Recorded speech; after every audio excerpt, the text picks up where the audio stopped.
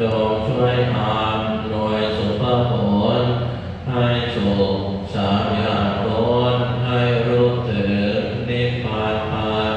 ด้วยบุญนี้ที่เราทำและอุทิศให้พวกสัตว์เราพันได้ซึ่งการตัดตัวตัณหาอุปาทานสิ่งชั่วในดวงใจกว่าเราจะถึงนิพพานมากหลายชิ้น